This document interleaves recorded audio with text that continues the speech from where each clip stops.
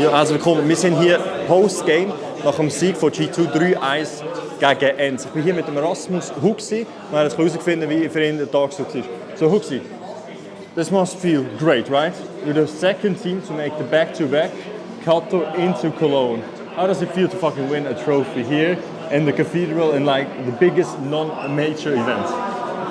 That's a crazy feeling. Like disbelief is the only word I can use to like describe the feeling when we won, and yeah, it just feels great to finally have some ups again after all the downs. So we really want to talk about. There were a lot of feedback, let's say some critique that we had over feedback is a nice word. Yeah, some critique that a lot of analysts and players had that they have some problems with you.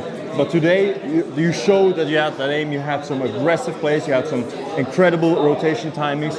What was it today? Well, you woke up today and we're like, today, let's fuck them, well, we get on, we destroy them. I think we as a team got a bit more confidence. That helps a lot. Just with like people making plays and coming up with suggestions as well. I was very confident as well in my game plan and my preparation, and yeah, it just all clicked. So, what I really want to know on the third map, was that some feel that Enns finally is waking up? Because it seemed like in the beginning you were in the driving seat over the first two maps, right? There was not that much defense, there was not that much offense that you couldn't really deal with. Was at that point you were like, okay, going into the break between the third map, then you were like, okay, they're kind of waking up, we now need to refocus. What was the call there? I think it was honestly us being sloppy more than them waking up. We lost like 2 5v3s that turned the whole first half around, and I don't know how many one-on-ones we lost after on the T side as well. And if we just win on one of those, then it might be overtime instead of even win the map. So, but yeah, like they are really good on Anubis as well. It's one of their best maps. So honestly, if you asked me before the game, I would expect them to win against us on that map. So it was okay.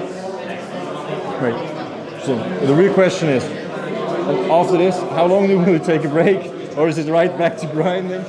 You have to contend, right? At this point, you actually are potentially world number one. You get those points from Kato, you have the points from Cologne.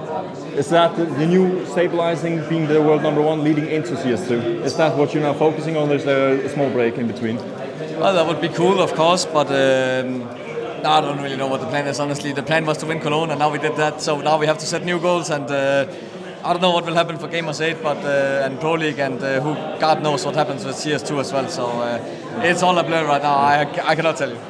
So I want to end it here. I say it was a pleasure watching you glow up with Copenhagen Flames. I was there until then, and seeing you getting into G2, getting some hate, bouncing back, and then destroying your opponents, growing after the first years, and now the double, right? What the next thing that we're waiting for is the major. I think it's time for Nico, he's waiting. And now we have also the one-star kid, Monacy, that also deserves this major. And I hope you'll lead them and you'll get there.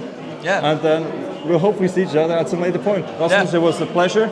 Wish you nothing but the best for your future. And then hopefully we'll see you lift some more trophies. Hopefully the one in Copenhagen. We'll see 2024. Yeah. Thank you very much. Das war es mit dem Hooxi. Wir uns hier verabschieden. Danke fürs Zuschauen.